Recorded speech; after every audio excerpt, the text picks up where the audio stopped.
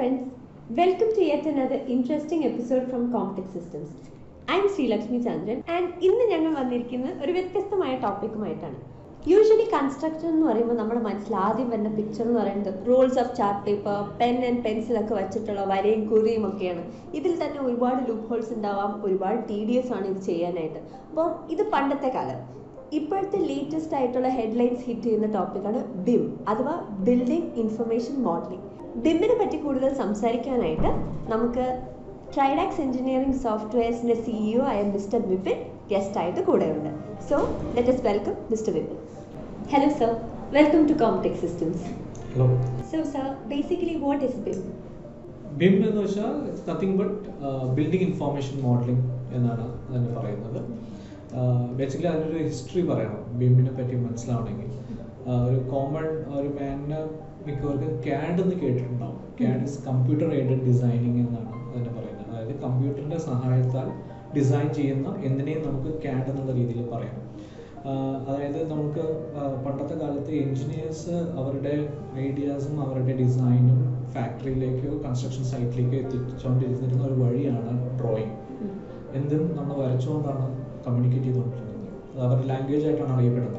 Language of an engineer is drawing എന്നാണ് പറയുന്നത്. അതുകൊണ്ടാണ് എല്ലാവരും ഫസ്റ്റ് ഇയർ ഗ്രാഫിക്സ് എന്നൊരു പേപ്പർ പഠിക്കുന്നത്.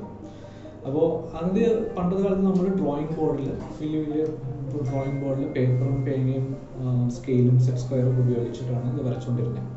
അത് കഴിഞ്ഞ് ഈ കമ്പ്യൂട്ടർ റെവല്യൂഷൻ വന്നതിന് ശേഷം CAD എന്നുള്ളൊരു കോൺസെപ്റ്റ് വന്നു. അതായത് computer replace this drawing board. അപ്പോൾ കമ്പ്യൂട്ടറിലാണ് ഇത് നമ്മൾ വരച്ചുകൊണ്ടിരുന്നത്. അപ്പോൾ അത് ആ കാലം കഴിഞ്ഞിട്ട് ഒരു പുതിയ ടെക്നോളജി ആയിട്ട് വന്നതിനെയാണ് നമ്മൾ BIM എന്ന് പറയുന്നത്, ബിൽഡിംഗ് ഇൻഫോർമേഷൻ മോഡലിംഗ് എന്ന് പറയുന്നത്. അതായത് CAD ചെയ്തുകൊണ്ടിരുന്നത് നമ്മൾ പേനയും പേപ്പറിനെയും റീപ്ലേസ് ചെയ്തു എന്നേ ഉള്ളൂ. ബാക്കിയെല്ലാം നമ്മൾ ഡിജിറ്റൈസ് ചെയ്ത് വരയ്ക്കുന്നതെന്നുണ്ടായിരുന്നത് CAD-ൽ. അത് ഒരു സിവിൽ എഞ്ചിനീയർ ആയാലും മെക്കാനിക്കൽ എഞ്ചിനീയർ ആയാലും ഇലക്ട്രിക്കൽ എഞ്ചിനീയർ ആയാലും അവരെല്ലാവരും ഈ CAD പ്ലാറ്റ്ഫോമിൽ തന്നെയാണ് വരച്ചുകൊണ്ടിരുന്നത്. ഈ ബിൽഡിംഗ് ഇൻഫർമേഷൻ മോഡലിംഗ് വന്നപ്പോൾ അത് എസ്പെഷ്യലി കാറ്റഗറൈസ് ചെയ്യുന്ന ഒരു architectural engineering and construction segment, AEC എന്ന് പറഞ്ഞൊരു സെഗ്മെൻറ്റിലേക്കാണ് അതിന് കൂടുതൽ ഫോക്കസ്ഡ് ആയത്. അവർക്ക് വേണ്ടിയിട്ടാണ് ഈ ടെക്നോളജി. BIM എന്ന് പറഞ്ഞൊരു സോഫ്റ്റ്വെയർ അല്ല, അതാണ് ആദ്യം മനസ്സിലാക്കേണ്ടത്. CAD-ഉം ഒരു സോഫ്റ്റ്വെയർ അല്ല, അത് ആ ടെക്നോളജിനെയാണ് പറയുന്നത്. CAD-ൽ വർക്ക് ചെയ്യുന്ന കുറേ സോഫ്റ്റ്വെയറുണ്ട്. അതിൻ്റെ എക്സാമ്പിളാണ് AutoCAD. AutoCAD എന്നൊരു സോഫ്റ്റ്വെയർ ആണ് CAD-ൽ വർക്ക് ചെയ്യുന്നത്. അതുപോലെ BIM എന്നുള്ള ഒരു കോൺസെപ്റ്റ് ആൻഡ് ടെക്നോളജിയാണ്. അതിൽ വർക്ക് ചെയ്യുന്ന ധാരാളം സോഫ്റ്റ്വെയർ ഉണ്ട്. Revit, ArchiCAD എന്നൊക്കെ പറഞ്ഞ സോഫ്റ്റ്വെയറുകൾ BIM-ന്റെ ടെക്നോളജി ഉപയോഗിച്ച് വർക്ക് ചെയ്യുന്ന സോഫ്റ്റ്വെയറുകളാണ്. അപ്പോൾ ഈ BIM വന്നപ്പോൾ എന്താ സംഭവിച്ചതെന്ന് വെച്ച് കഴിഞ്ഞാൽ ഒരു ബിൽഡിങ്ങിന് എന്തൊക്കെ ഇൻഫോർമേഷൻ വേണം ആ ബിൽഡിംഗ് കംപ്ലീറ്റ് ആവാൻ, അതെല്ലാം മോഡലിൽ ഉൾപ്പെടുത്തിക്കൊണ്ട് ഡിസൈൻ ചെയ്യാൻ തുടങ്ങി. ഈ CAD എന്ന് പറയുന്നത് ഇന്റലിജന്റ് ഡ്രോയിങ് അല്ല, ജസ്റ്റ് ലൈനും മാർക്സും സർക്കിളും അത് എന്താണെന്ന് നമ്മൾ അവിടെ സ്പെസിഫൈ ചെയ്യും. രണ്ട് വര വരച്ചിട്ട് അത് വോൾ ആണെന്ന് നമ്മൾ പറയണം CAD-ൽ. പക്ഷെ BIM-ൽ വരുമ്പോൾ എല്ലാം ഒബ്ജക്റ്റ് ഓറിയന്റഡ് ആയിട്ടാണ് ആ ഡിസൈനിങ് നടക്കുന്നത്. കാരണം ഒരു വോൾ എടുക്കുകയാണെങ്കിൽ അതിലൊരു തിക്നെസ് ഉണ്ട്, ഒരു ഫിനിഷ് ഉണ്ട്, ഒരു മെറ്റീരിയൽ ഉണ്ട് എന്ന് നമ്മൾ ആദ്യമേ അസൈൻ ചെയ്ത് ലൈബ്രറിയിൽ നിന്ന് ഒരു പർട്ടിക്കുലർ ഒബ്ജക്റ്റ് പിക്ക് ചെയ്ത് നമ്മൾ വോളായിട്ട് വരയ്ക്കും. അതുകൊണ്ടുള്ള ഗുണങ്ങൾ എന്താണെന്ന് വെച്ചാൽ ആ ഒരു മെറ്റീരിയൽ ഓൾറെഡി നമുക്ക് എത്ര മെറ്റീരിയൽ വേണം ആ ബിൽഡിംഗ് പണിയാൻ എന്നുള്ളത് ഓൾറെഡി നമുക്ക് ആ മോഡലിംഗ് ടൈമിൽ തന്നെ ആ ഡിസൈനറിന് കിട്ടിക്കഴിഞ്ഞു. CAD-ന് അത് അങ്ങനെ കാൽക്കുലേറ്റ് ചെയ്യാൻ പറ്റില്ല, കാരണം ഇറ്റ്സ് ജസ്റ്റ് വെക്ടർ, അതായത് ഒരു 2D ഡ്രോയിങ് മാത്രമാണ്. അതിൽ നിന്ന് പിന്നെ ഒരു എസ്റ്റിമേഷൻ ഡിപ്പാർട്ട്മെന്റിലേക്ക് ആ ഡ്രോയിങ് കൊടുത്ത് അവരിരുന്ന് ഒരു ബ്രിക്കിൻ്റെയും ലെങ്ത് എന്താണെന്ന് മനസ്സിലാക്കി ഇത്ര ഹൈറ്റിൽ എത്ര ബ്രിക്ക് ഉണ്ടാവും എന്ന് അവർ കാൽക്കുലേറ്റ് ചെയ്തിട്ടാണ് അവർ എസ്റ്റിമേറ്റ് ചെയ്തുകൊണ്ടിരിക്കുന്നത്. അതിനാണ് എസ്റ്റിമേഷൻ എന്ന് പറയുന്നത്. പക്ഷേ ഈ BIM എന്ന് വന്നതിന് ശേഷം ഓൾറെഡി മോഡൽ കംപ്ലീറ്റ് ചെയ്യുമ്പോൾ bill of materials, bill of quantity, BOQ എന്ന് പറയും, അത് ഓട്ടോമാറ്റിക്കലി കിട്ടും ആൾക്കാർക്ക്. അപ്പോൾ എന്താണെന്ന് വെച്ച് കഴിഞ്ഞാൽ ഇതിൽ പിന്നെ ഒരു തിരിമറിയോ ഒന്നും സംഭവിക്കില്ല. മോഡലിൽ തന്നെ നമുക്ക് മെറ്റീരിയൽ ടേക്ക് ഓഫ് ഓട്ടോമാറ്റിക്കലി കിട്ടി. പിന്നെ ഒരു ആ ഡിസൈനർ ക്ലയൻ്റായിട്ട് ഡിസ്കഷനിൽ കുറച്ച് ചേഞ്ചസ് വരുമ്പോൾ ആ മോഡലിൽ നമ്മൾ എന്തെങ്കിലും ചേഞ്ച് ചെയ്ത് കഴിഞ്ഞാൽ അത് ഓട്ടോമാറ്റിക്കലി BOQ-ൽ അപ്ഡേറ്റ് വരും. പണ്ടെന്ന് വെച്ച് കഴിഞ്ഞാൽ ആർക്കിടെക്റ്റ് ക്ലയൻ്റായിട്ട് ഡിസ്കഷനിൽ അവർ ഓരോ സർക്കിൾ വരയ്ക്കും, ഇവിടെ ഇന്ന ചേഞ്ച് വേണം, ഇവിടെ ഇങ്ങനെ വേണം എന്ന് പറഞ്ഞിട്ട് പിന്നെയാണ് അത് ഡ്രാഫ്റ്റ്മാൻ ലെവലിലേക്ക് ആ പേപ്പർ ഡ്രോയിങ് കൊടുക്കുന്നത്. പുള്ളി അതിന് എത്രത്തോളം മനസ്സിലാക്കിയെന്ന് നമുക്കറിയില്ല. പുള്ളി അതിലൊന്ന് വർക്ക് ചെയ്യുമ്പോൾ കുറേ റീവർക്ക് സംഭവിക്കും, കുറേ മിസ്റ്റേക്സ് സംഭവിക്കും. ഇതിപ്പോൾ ക്ലയൻറ്റ് മുമ്പിൽ വെച്ച് വന്ന ആ മോഡലിൽ എന്ത് ചേഞ്ച് വരുത്തി കഴിഞ്ഞാൽ തന്നെ ഇതെല്ലാം നമ്മുടെ ബിൽ ഓഫ് മെറ്റീരിയലും ബിൽ ഓഫ് ക്വാണ്ടിറ്റിയിലൊക്കെ അപ്ഡേറ്റഡ് ആയി വരും. അത് ഞാൻ ഏറ്റവും ബേസിക് കാര്യമാണ് പറഞ്ഞത്. BIM എന്ന് പറയുന്നത് ഏറ്റവും ബേസിക് ആയിട്ടൊരു കാര്യം മാത്രമേ. പക്ഷെ അതുകൂടാണ്ട് ധാരാളം കുറേ കാര്യങ്ങളുണ്ട്. കാരണം ഒരു ബിൽഡിംഗ് എന്ന് പറയുമ്പോൾ നമ്മളൊരു വീട് പണിയുന്ന ഒരു ബിൽഡിംഗ് മാത്രമല്ല നമ്മളിത് കോൺസെപ്റ്റ് ആയിട്ട് വരുന്നത്. ഒരു വലിയ പ്രോജക്റ്റ്, ഫോർ എക്സാമ്പിൾ ഇപ്പോൾ നമ്മൾ ലുലു മോളൊക്കെ പോലെ ഒരു വലിയ ഷോപ്പിംഗ് മോൾ അല്ലെങ്കിൽ ഒരു സ്മാർട്ട് സിറ്റി പോലത്തെ ഒരു പ്രോജക്റ്റ്, ഭയങ്കര കോംപ്ലിക്കേറ്റഡും സോഫിസ്റ്റിക്കേറ്റഡ് ആയിട്ടുള്ള പ്രോജക്റ്റ് ഒക്കെ വരുമ്പോൾ അതിൽ പല കൺസൾട്ടൻസും വർക്ക് ചെയ്യും. ഒരാളല്ല ഡിസൈനറായിട്ട് ഇരിക്കുന്നത്, ഒരു ആർക്കിടെക്റ്റ് അല്ല.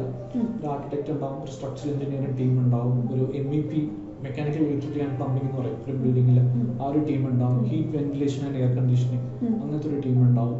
ഫയർ ആൻഡ് സേഫ്റ്റി ആ ബിൽഡിങ്ങിലെ ഫുൾ കൺസൾട്ടൻ്റ് ആയിട്ട് ഇരിക്കുന്നവരുണ്ടാവും. അങ്ങനെ കുറേ കൺസൾട്ടൻസ് ആ പ്രോജക്റ്റിൽ ഇൻവോൾവ് ആവും. ആ കൺസൾട്ടൻസിന് വേണ്ട എല്ലാ ഇൻഫോർമേഷനും ആ ബിൽഡിങ്ങിനുള്ളിൽ നിന്ന് എടുക്കാം. അതാണ് ഇൻഫോർമേഷൻ നമ്മൾ പറയുന്നത്. മനസ്സിലാവുന്നുണ്ടോ?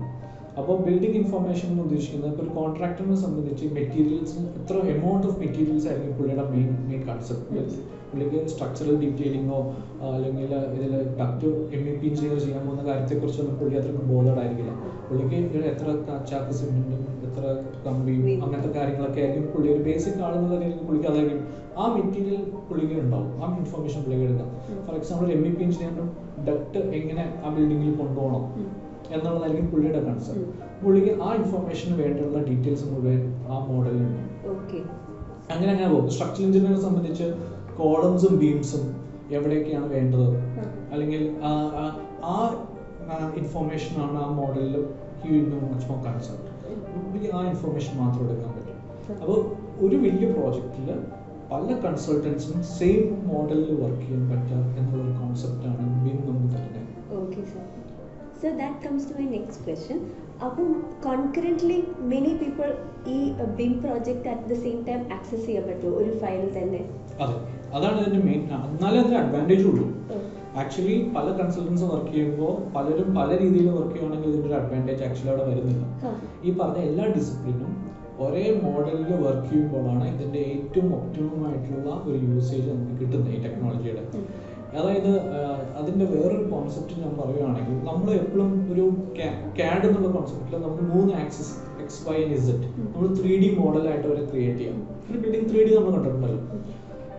പക്ഷേ ബിമ്മിലേക്ക് വരുമ്പോൾ നമ്മൾ 7D വരെ സംസാരിക്കും, 7th dimension of that building വരെ. അതായത് ഇപ്പോൾ XYZ 3Dയിൽ നിൽക്കുകയാണെങ്കിൽ 4th dimension അതിൻ്റെ ടൈമായിട്ടും, 5th dimension കോസ്റ്റ് ആയിട്ടും, 6th dimension sustainability of that building, 7th dimension ആ ബിൽഡിംഗ് എങ്ങനെ മാനേജ് ചെയ്യപ്പെടുന്നു, ഫെസിലിറ്റി മാനേജ്മെന്റ്. ബിൽഡിംഗ് പണിത് കഴിഞ്ഞാൽ ബിൽഡിംഗ് എത്ര നന്നായിട്ട് യൂസ് ചെയ്യാൻ പറ്റുന്നു എന്നുള്ള ഒരു കോൺസെപ്റ്റ് പോലും നമ്മൾ കൺസിഡർ ചെയ്തിട്ടാണ് ആ മോഡലിംഗ് ചെയ്യുന്നത്. Okay, that is great. ഇതിൻ്റെ അകത്ത് പിന്നെ scope of BIM, as the name indicates, BIM എന്ന് പറയുന്നത് ബിൽഡിംഗ് ഇൻഫർമേഷൻ മോഡലിംഗ് ആണ്. Is it just constructive to buildings alone, or അത് നമുക്ക് എക്സ്പാൻഡ് ചെയ്യാൻ പറ്റുമോ ആസ് ഇൻ റോഡ്സ് അങ്ങനെ? ഓഫ് കോഴ്സ്, ഇത് ബിൽഡിംഗ് ഉദ്ദേശിച്ച ഒരു നമ്മളൊരു ബിൽഡിംഗ് എന്ന് പറഞ്ഞാൽ എനിത്തിങ് ടു ബിൽഡ് എന്നുള്ള രീതിയിലാണ്, അല്ലാണ്ട് ഒരു കൺസ്ട്രക്ഷൻ റിലേറ്റഡ് ഒരു നമ്മുടെ റെസിഡൻഷ്യലോ ഒരു ഫ്ലാറ്റോ പോലത്തെ ഒരു ബിൽഡിംഗ് മാത്രമല്ല. അതിന് ഇൻഫ്രാസ്ട്രക്ചറായിട്ട് റിലേറ്റ് ചെയ്യാം, നമ്മുടെ റോഡ്സും ബ്രിഡ്ജസും ഈവൻ എയർപോർട്ട്സ്, വലിയ വലിയ പ്രോജക്ട്സ്, അങ്ങനത്തെ കാര്യങ്ങളൊക്കെ വരെ നമുക്ക് ബിമ്മിലേക്ക് ഇൻകോർപ്പറേറ്റ് ചെയ്യാം.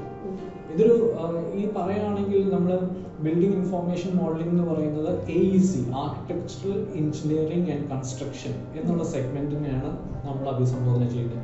ഫോർ എക്സാമ്പിൾ BIM ഒരു മെക്കാനിക്കൽ എഞ്ചിനീയറിന് ഗുണം ചെയ്യത്തില്ല, അല്ലെങ്കിൽ ഒരു ഇലക്ട്രിക്കൽ ഫോർ എക്സാമ്പിൾ അവരുടെ ഒരു ഡിസൈനിങ്ങിലേക്ക് BIM നമുക്ക് കൊണ്ടുവരാൻ പറ്റത്തില്ല. പക്ഷേ CAD എന്ന് പറയുന്നത് ഒരു പേപ്പറും പേനയും റീപ്ലേസ് ചെയ്യുന്നതുകൊണ്ട് ഏത് ആൾക്കാർക്കും യൂട്ടിലൈസ് ചെയ്യാം. അവർക്കും ഇതുപോലത്തെ പ്രോഡക്ട്സ് ഉണ്ട്, വേറെ ടെക്നോളജി ഉണ്ട് അഡ്വാൻസ്ഡ് ആയിട്ടുള്ള. ഞാൻ പറയുന്നത് BIM എന്നുള്ളത് ആർക്കിടെക്ചറൽ എഞ്ചിനീയറിംഗ് ആൻഡ് കൺസ്ട്രക്ഷൻ എന്ന് പറഞ്ഞൊരു സെഗ്മെന്റിന് ഉൾപ്പെടുത്താൻ പറ്റുന്ന എല്ലാ കാര്യങ്ങളും BIMലേക്ക് കൊണ്ടുവരും. And still it's on the process. ഇപ്പോൾ എല്ലായിടത്തും കംപ്ലീറ്റ്ലി അഡോപ്റ്റഡ് ആയോ എന്ന് ചോദിച്ചാൽ ആയിട്ടില്ല. ഇതൊരു പുതിയ ടെക്നോളജി ആയിട്ട് അതൊക്കെ ലോകം സ്വീകരിച്ച് തുടങ്ങിയിട്ടുണ്ട്. കാരണം ഇപ്പോൾ ഗ്രീൻ ബിൽഡിംഗ് ഒക്കെ വരുമ്പോൾ അതിന് അടുത്തൊരു പോയിന്റ് അതായിരുന്നു എൻ്റെ. ആക്ച്വലി ഒരു ബിൽഡിംഗ് എത്രത്തോളം ഇപ്പോൾ ഭയങ്കര ഗ്രീൻ ബിൽഡിങ്ങിന് വേണ്ടിയിട്ട് കൺസേൺസ് ഗവൺമെന്റ്സ് ഒക്കെ പല ക്രൈറ്റീരിയസ് വെക്കുന്നുണ്ട്. അപ്പോൾ അവർക്ക് ഈ CAD-ൽ വരച്ചു കൊടുക്കുന്ന ഒരു ഡ്രോയിങ് കൊണ്ട് ആ ബിൽഡിംഗ് എത്ര എൻവയറമെന്റ് ഫ്രണ്ട്ലി ആണെന്നും ജഡ്ജ് ചെയ്യാൻ പറ്റത്തില്ല. ഞാൻ നേരത്തെ പറഞ്ഞല്ലോ, BIM-ൽ മോഡൽ ചെയ്യുന്ന ഒരു ബിൽഡിംഗ് ഇപ്പോൾ ഈ ഉപയോഗിക്കുന്ന മെറ്റീരിയൽ എന്താണെന്ന് വരെ നമ്മൾ ആ മോഡലിൽ സ്പെസിഫൈ ചെയ്യുന്നുണ്ട്. അത് എത്ര കാർബൺ ഫ്രണ്ട്ലി ആണ്, ഈ ബിൽഡിംഗ് എത്ര ഹീറ്റ് ചെയ്യുന്നുണ്ട്, എത്ര ഇലക്ട്രിസിറ്റി ഈ ബിൽഡിംഗ് ഫങ്ഷൻ ചെയ്യാൻ വേണം എന്നുള്ള ഇൻഫർമേഷനൊക്കെ മോഡലിംഗ് സ്റ്റേജിൽ തന്നെ നമുക്ക് കൊടുക്കണം. അപ്പോൾ ഒരു സാങ്ഷനിങ് അതോറിറ്റിക്ക് ഇങ്ങനത്തെ കാര്യങ്ങളൊക്കെ ഭയങ്കര ഇമ്പോർട്ടൻ്റ് ആണ്. അപ്പോൾ അവർക്ക് അറിയാൻ പറ്റും ഇത് എത്രത്തോളം എൻവയറമെന്റ് ഫ്രണ്ട്ലി ആയിട്ടുള്ള ബിൽഡിംഗ് ആണ്. അതിന് സർട്ടിഫിക്കേഷൻ ഒക്കെ കൊടുക്കുക, ഗ്രീൻ ബിൽഡിംഗ് സർട്ടിഫിക്കേഷൻ ഒക്കെ കൊടുക്കുക. അപ്പോൾ ആ ഒരു ക്രൈറ്റീരിയ വരുന്നതുകൊണ്ട് ഗവൺമെന്റ്സും ഇപ്പോൾ ഭയങ്കരമായിട്ട് ഇതിനെ പ്രൊമോട്ട് ചെയ്യുന്നുണ്ട്. ബിമ്മിൽ പ്രോജക്റ്റ് സബ്മിറ്റ് ചെയ്യാൻ പറയും. അതാണ് അടുത്ത സ്കോപ്പ് ഓഫ് ബിം വരുന്നത്. എൻവയറമെന്റലി റിലേറ്റഡ് ആയിട്ടുള്ള കാര്യങ്ങൾ വരുമ്പോൾ പല രാജ്യങ്ങളും ഇപ്പോൾ സിംഗപ്പൂരൊക്കെ more than 4000 square feet area എന്ത് കൺസ്ട്രക്ഷൻ നടത്തുവാണെങ്കിലും അത് ബിമ്മിൽ സബ്മിറ്റ് ചെയ്യാനായിട്ട് അവർ മാൻഡേറ്റ് ആയിട്ട് വെക്കുന്നുണ്ട്. മിഡിൽ ഈസ്റ്റിലൊക്കെ ഇത്ര ഫ്ലോറിന് മുകളിലുള്ള ബിൽഡിംഗ് ഒക്കെ ബിമ്മിൽ സബ്മിറ്റ് ചെയ്യുന്നു. ഇവിടെ കിഫ്ബി എന്ന് പറഞ്ഞ ഒരു ഫണ്ടിങ് വരുന്നുണ്ടെങ്കിൽ കിഫ്ബി ഫണ്ടിങ്ങിന്റെ പ്രോജക്ട്സും കൂടി ബിമ്മിലാണ് സബ്മിറ്റ് ചെയ്യുന്നത്. കേരള ഗവൺമെന്റ് അതുകൊണ്ട് അങ്ങനെ കുറെ കാര്യങ്ങൾ അതൊക്കെ ചെയ്യുന്നുണ്ട്. സർ, അപ്പോൾ ഇതിന്റെ കരിയർ ഓപ്പർച്യൂണിറ്റീസിനെ പറ്റിയിട്ട് എങ്ങനെയാണ് ഇത് ബിം എക്സ്പേർട്ട് ആവാൻ പറ്റുക? ഓക്കെ, ഇത് ആക്ച്വലി ഞാൻ പറയുകയാണെങ്കിൽ 3 സ്ട്രീം ഓഫ് എഞ്ചിനീയറിംഗിലുള്ളവർക്ക് നല്ലതാണ്. Civil, mechanical, electrical and architecture. Sorry, 4 സ്ട്രീമിലുള്ളവർക്ക് ഈ സോഫ്റ്റ്വെയർ പഠിച്ചതുകൊണ്ട്, ബിം റിലേറ്റഡ് സോഫ്റ്റ്വെയർ പഠിച്ചതുകൊണ്ട് കരിയറിൽ ഭയങ്കരമായിട്ട് അഡ്വാൻറ്റേജ് ഉണ്ട്. ഇതിൽ ഒന്നെന്ന് വെച്ച് കഴിഞ്ഞാൽ ഇതറിയുന്നവരുടെ ഒരു റിസോഴ്സ് പൂൾ ഭയങ്കര കുറവാണ് ഇപ്പോൾ മാർക്കറ്റിൽ. ആൻഡ് ഗവൺമെന്റ്, ഞാൻ നേരത്തെ പറഞ്ഞ പോലെ ഗവൺമെന്റ് ഇപ്പോൾ പലയിടത്തും മാൻഡേറ്റ് ആയിക്കൊണ്ടിരിക്കുകയാണ്. അപ്പോൾ ഇതറിയുന്നവരെ ആൾക്കാർക്ക് ഭയങ്കര ഇപ്പോൾ ഡിമാൻഡുള്ള ഒരു ടൈമാണ്. പ്രത്യേകിച്ച് if you go outside India, ഈ ബിം പ്രോജക്ട്സ് അറിയുന്നവരെ അവർ ഭയങ്കര ഡിമാൻഡാണ്. അത് ഞാൻ ഈ നേരത്തെ പറഞ്ഞ പോലെ ഈ ബിം തന്നെ BHIM structure, BHIM architecture, BHIM MEP എന്നുള്ള രീതിയിൽ 3 രീതിയിൽ നമുക്ക് ഡിവൈഡ് ചെയ്യാം. MEPയിൽ കൂടുതലും മെക്കാനിക്കൽ എഞ്ചിനീയേഴ്സ് ആണ് എക്സ്പെർട്ട് ആവുന്നത്. സ്ട്രക്ചറിൽ കൂടുതലും സിവിൽ എഞ്ചിനീയേഴ്സ് ആണ് എക്സ്പെർട്ട് ആവുന്നത്. ആർക്കിടെക്ചർ ആർക്കിടെക്ട്സ് ആണ് കൂടുതൽ വരുന്നത്. അപ്പോൾ ഈ 3 സെഗ്മെന്റിലുള്ളവർ ഈ സോഫ്റ്റ്വെയർ പഠിക്കുകയാണെങ്കിൽ അവരുടെ സബ്ജക്ട് നോളേജ് വെച്ചിട്ട് ഈ സോഫ്റ്റ്വെയർ അഡോപ്റ്റ് ചെയ്യുകയാണെങ്കിൽ ധാരാളം കരിയർ ഓപ്പർച്യൂണിറ്റി ഓപ്പൺ ആയിട്ട് വരുന്നുണ്ട്. പിന്നെ നമ്മളിവിടെ ട്രെയിനിങ് പോലും ഒരു പ്രോജക്റ്റിലേക്ക് റെഡിയാക്കുന്ന രീതിയിലാണ്. കാരണം ഇത് ജസ്റ്റ് കമാൻഡ്സ് പഠിച്ചുകൊണ്ട് ഈ സോഫ്റ്റ്വെയർ എന്താണ് പഠിച്ചുകൊണ്ട് കാര്യമില്ല. ഇത് എങ്ങനെ നമ്മളൊരു പ്രോജക്റ്റ് യൂട്ടിലൈസ് ചെയ്യാം ഈ സോഫ്റ്റ്വെയർ എന്നുള്ളതും കൂടി അവർ പഠിക്കണം. അപ്പോൾ ഞങ്ങളുടെയൊക്കെ അസസ്മെന്റ് ഉണ്ട്. ഓരോ ടോപ്പിക്ക് കഴിഞ്ഞാൽ അവരത് എങ്ങനെ യൂട്ടിലൈസ് ചെയ്യുമെന്ന് നമ്മൾ ചെക്ക് ചെയ്യും. അത് ശരിക്കും മനസ്സിലായിട്ട് അടുത്ത ലെവലിലേക്ക് അവരെ വിടുള്ളൂ. അതുകൂടാണ്ട് നമുക്ക് അവസാനം ഒരു 2 മന്ത്സോളം ഇവരെ ഒരു ഇന്റേൺസ് ആയിട്ട് നമുക്ക് തന്നെ പ്രോജക്ട്സ് ഉണ്ട്. ബിം ലാബ്സിന് കുറേ പ്രോജക്ട്സ് ഉണ്ട് ബിമ്മിൽ. അതിൽ അവരെ ഇൻവോൾവ് ചെയ്യിപ്പിക്കും. So that when they pass out from അവർ കോഴ്സ് ഡയറക്റ്റ്ലി ഒരു പ്രോജക്റ്റിലേക്ക് നേരിട്ട് അവർക്ക് ഇൻവോൾവ് ചെയ്യാൻ പറ്റും. അതാണ് ഇതിൻ്റെ ഓപ്പർച്യൂണിറ്റി. ബിമ്മിനെ പറ്റി നിങ്ങൾക്ക് കൂടുതൽ അറിയാൻ താല്പര്യമുണ്ടെങ്കിൽ, നിങ്ങൾക്ക് അതിനെപ്പറ്റി എന്തെങ്കിലും സംശയമുണ്ടെങ്കിൽ ഡെഫിനറ്റ്ലി കമൻറ്റ് ബോക്സിൽ എഴുതിയാൽ മതി. ഞങ്ങൾ റിവേർട്ട് ചെയ്യുന്നതായിരിക്കും.